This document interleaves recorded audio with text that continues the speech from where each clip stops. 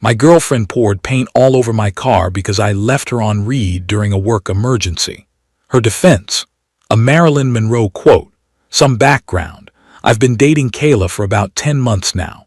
We moved in together 4 months ago into my apartment here in Denver. I work IT support for a healthcare company, lots of on-call shifts, but I'm studying for my sysadmin cert so the extra money helps. Qley's a barista and does TikTok content on the side, mostly self-love and bad bitch energy type stuff. When we first started dating, everything was great. We'd go hiking around Red Rocks, have great conversations about life and goals, you know, that honeymoon phase dopamine rush where everything feels perfect. But around month 3 or 4, things started shifting in ways I didn't want to acknowledge at first. She'd test me, ghost for a few hours, and then act like I was crazy for being worried, cancel plans at the last minute with vague excuses, create drama out of nothing, and then get upset when I didn't react the way she wanted. And when I'd get upset about the pattern, she'd break small things. A coffee mug thrown at the wall. My gaming mouse slammed on the desk until buttons stopped working. A poster of my favorite band ripped in half. Nothing huge that would make me leave, but weird enough that I should have paid attention. And every single time she'd end it with the same thing: if you can't handle me at my worst, you don't deserve me at my best. She has that quote everywhere, printed on poster board above our bed, on her phone case, in her TikTok bio, even tattooed on her left wrist in tiny cursive letters. The full Marilyn Monroe signature and everything. When I'd point out the broken stuff, she'd show me the tattoo like it was a permission slip for bad behavior. My friends kept telling me this was red flag city, but I kept defending her. She just has childhood trauma, I'd say. When she's at her best, she's really sweet. Looking back, I was such an idiot. So here's what happened Thursday. I was on call for a major system outage at one of our hospital clients. This was serious: patient records, scheduling systems, everything down. I'd taken the light rail to work that morning because I knew I might be pulling a late night and didn't want to deal with driving home exhausted. Before I went into the war room with my team, I texted Qley. Going into an emergency call for the hospital system, might not be able to reply fast. Over the next 90 minutes, she sent me about 25 messages anyways. Started with "Hey baby," and "What are you up to?" and escalated to "Why are you ignoring me?" to "I know you're tired of me," to full caps lock insults. I accidentally opened one notification when I was switching screens during a share screen with my boss, so it showed as read. But I couldn't actually respond because, you know, I was trying to fix a system that hospitals literally depended on. When the incident finally resolved 2 hours later, I grabbed my phone, 25 texts, 10 missed calls. The last message just said, "Okay, watch me at my worst then." My stomach dropped. I tried calling back straight to voicemail. Texted, "Just finished the outage, still at work, are you okay?" Nothing. I took the light rail home around 10 p.m., exhausted from the system outage and the stress of seeing all those messages. When I walked into my apartment complex parking lot from the station, there was a small crowd of neighbors standing around pointing at something near my usual spot. As I got closer, I realized they were pointing at my car. My 2021 gray Toyota Camry, the car I just finished paying off 3 months ago, the car I detailed every month because I was so proud of it, was absolutely covered in neon pink spray paint. The hood said "Text me back," in huge, dripping letters. Both side mirrors were smashed to pieces, glass scattered on the ground. One headlight cracked with the internal components visible. Pink paint dripped down the doors and windows like someone had just hosed it down. The passenger side said "Answer me" in smaller letters. Empty spray paint cans, a wooden bat, and some rags were just lying next to the car like she dropped them mid-destruction and walked away. I sat in my car for a full minute just staring, engine still running. This couldn't be real. This had to be a nightmare I'd wake up from. One of my neighbors, this older lady named Mrs. Patterson, came up to my window nervously. "A young blonde woman was out here screaming and hitting your car about 30 minutes ago," she said quietly, like she was afraid Qley might come back. "She was yelling about phones and loyalty. We didn't know whether to call the police or not. We thought maybe it was a domestic thing and you'd handle it." I just stood there staring at it. I took photos, took video, walked around the whole thing. The paint was still slightly wet. Then I called the non-emergency police line. I told them, "My girlfriend just vandalized my car. I want to file a report." The officer who showed up, Officer Green, looked at my car and literally whistled. "She's very committed to her color palette," he said. I showed him the texts, showed him photos of Qley, pointed out the MM signature on the car matching her usual sign-off. Then he asked the question that changed everything. "Do you want to press charges? Because with this amount of damage, we're talking potential felony territory." I didn't even hesitate. "Yes, and I want to end this relationship tonight." So now I'm sitting on my apartment steps at midnight watching officers photograph my car like it's a crime scene, because it is, and I keep thinking about that stupid Marilyn Monroe quote. If this is her worst, I don't want or need her best. I have a meeting with the detective tomorrow morning. I'll update when I know more. Edit, holy shit, did not expect this response. Yes, I'm okay. No, I don't feel bad about calling the cops. And for everyone asking, yes, she really has that quote tattooed. Edit 2, for everyone in the comments saying Marilyn Monroe never actually said that. Wait, what? Are you serious? Update 1. Didn't think I'd be back this fast, but things have moved quickly. So after my post Thursday night, I barely slept. Friday morning, I met with Detective Alvarez. She took my statement, looked at all my photos and messages, and gave me the estimate rundown. Between the paint damage, bodywork, broken mirror, cracked headlight, and interior cleaning, we're looking at $2,300+. In Colorado, property damage over $1,000 can be charged as felony criminal mischief. My insurance will cover most of it, but I still have a $500 deductible. Detective Alvarez told me that if Qley's convicted, I'd be entitled to restitution. Basically, she'd have to pay me back for the deductible plus any other costs. Detective Alvarez and Officer Green went to my apartment Friday afternoon to question Qley. I gave them my key and waited outside because I honestly couldn't stomach being in the same room. When they knocked, Qley was apparently mid-TikTok using one of those crying filters. The video caption was literally, POV, "Your man calls the cops on you for being passionate." When she saw the actual cops, she deleted it and switched to rage mode. The questioning didn't go well for her. Alvarez asked if she knew anything about the vandalized car. Qley's response, "That was art therapy. I was expressing myself." Then Alvarez pulled out a receipt from Home Depot showing purchases of pink spray paint and a wooden bat from earlier that day. They'd pulled it from Home Depot's security footage. Qley froze for a second but then said, "If he can't handle me at my worst." Officer Green, completely deadpan, interrupted her. "Marilyn Monroe never actually said that quote, ma'am." Qley looked genuinely confused. "Yes, she did. It's on Pinterest. It's on Tumblr. It's everywhere." "Pinterest isn't a legal source," Green said. Then Qley started crying, saying I'd emotionally abused her by ignoring her for 2 hours, that she had abandonment issues, that this was all my fault. Alvarez just said, "You have every right to go to therapy. You don't have the right to cause $2,300 in property damage." They arrested her right there. Criminal mischief charges, likely to be upgraded to felony once they had the official repair estimate. As they were walking her out, she screamed at me, "This is what happens when a real woman has emotions. You're all afraid of strong women." I stood there in shock. A real woman has emotions. Sure. A real woman commits felony vandalism. That's not emotions, that's crime. But wait, it gets better. Turns out one of my neighbors in the mobile home across from the parking lot has a security camera because he was worried about theft. He gave the footage to the police. It shows everything.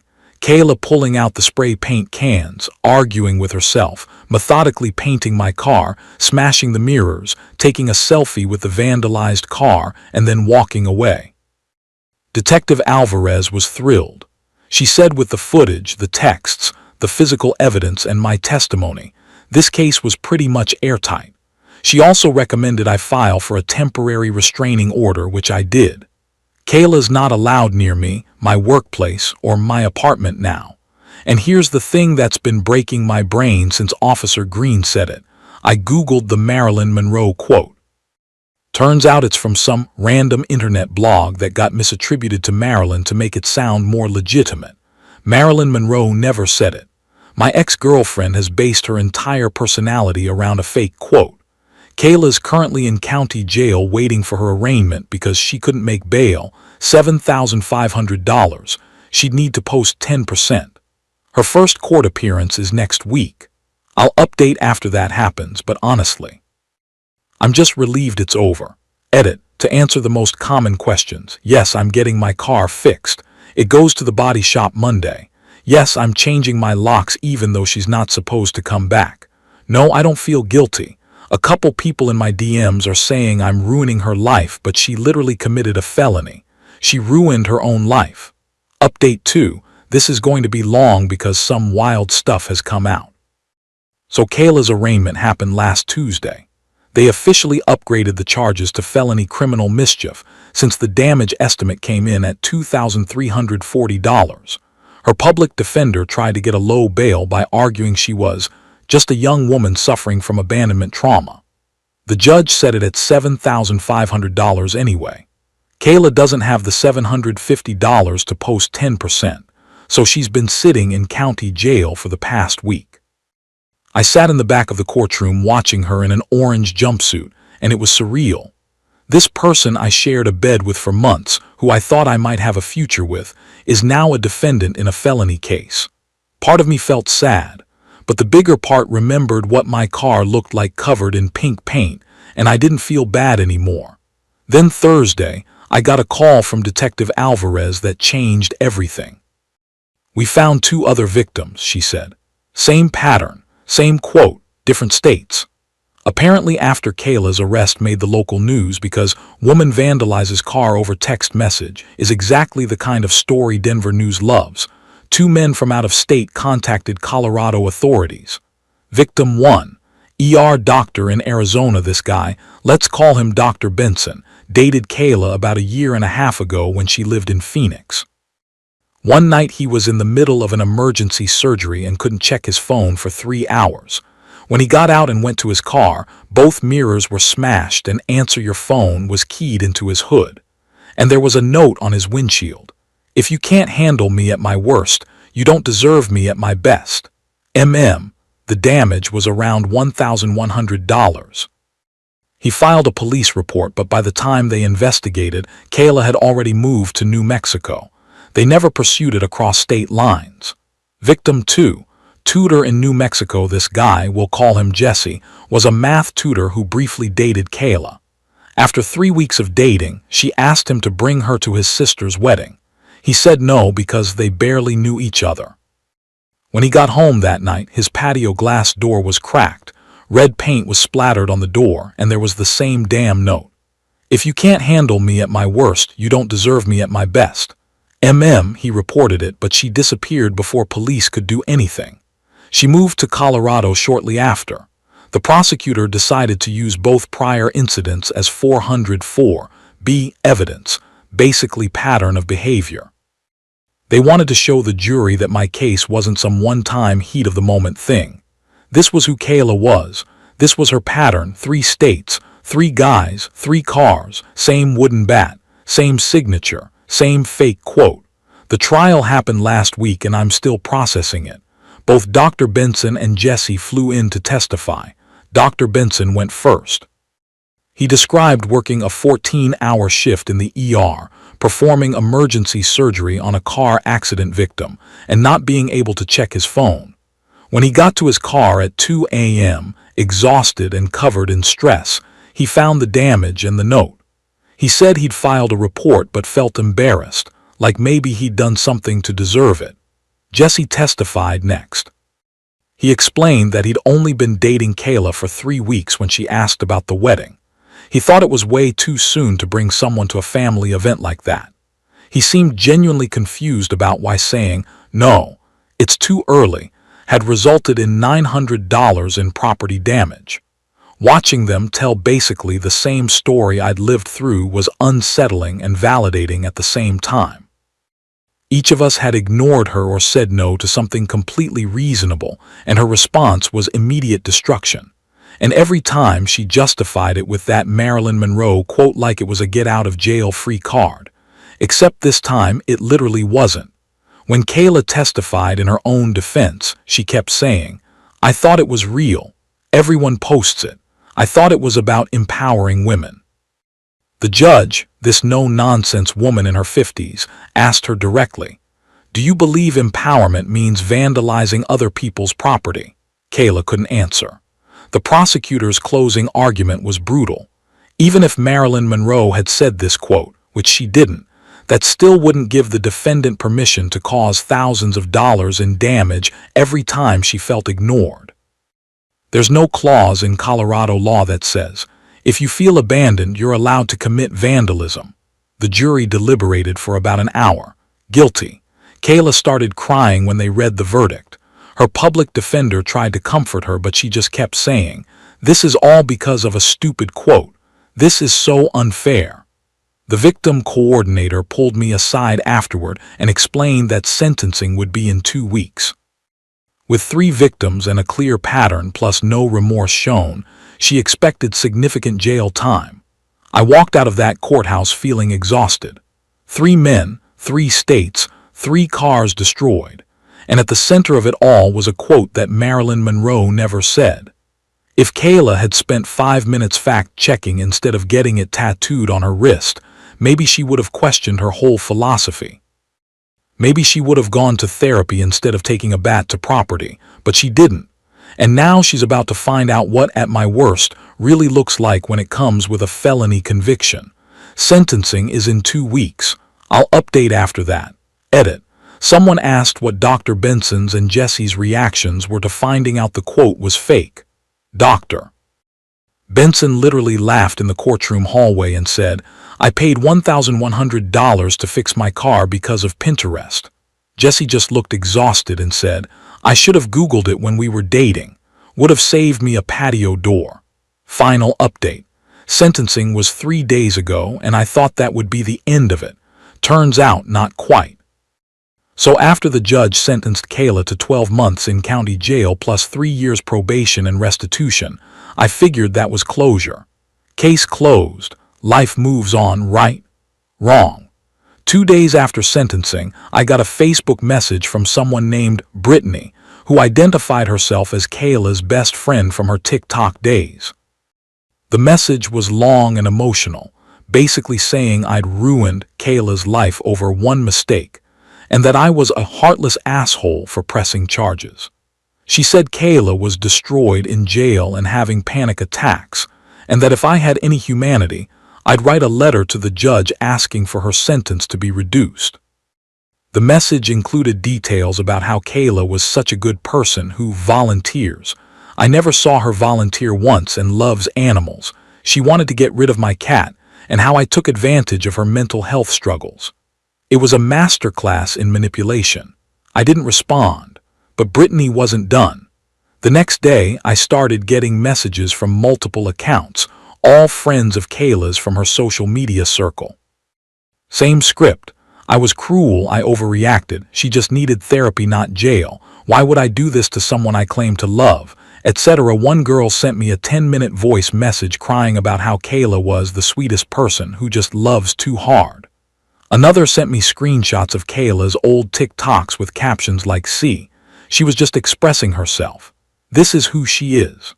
One message particularly stood out. Some guy named Tyler said I was pathetic for calling the cops on a woman, and that real men handle relationship problems without involving the law. I almost responded to that one, but decided it wasn't worth the energy. Instead, I forwarded all of this to Detective Alvarez. She told me something I didn't know. Apparently Qley's friends had also been messaging Dr. Benson and Jesse with similar harassment. Dr. Benson blocked them immediately, but Jesse did something brilliant. He responded to one of them and said, "If Qley's such a sweet person who just loves too hard, why did she vandalize 3 different men's cars in 3 different states using the exact same method? That's not love. That's a pattern of criminal behavior."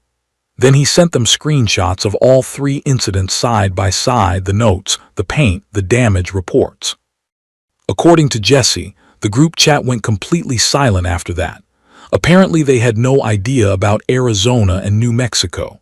Qley had told them I was her crazy ex trying to ruin her life over nothing.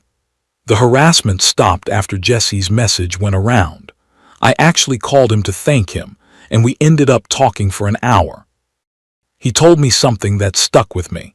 For a year I thought maybe I was the asshole for not bringing her to my sister's wedding, but seeing the pattern, she would have found some other excuse to explode. It was never about the wedding. A few days later, I got an email from the Victim Services Coordinator. Apparently, Qley tried to call me from jail.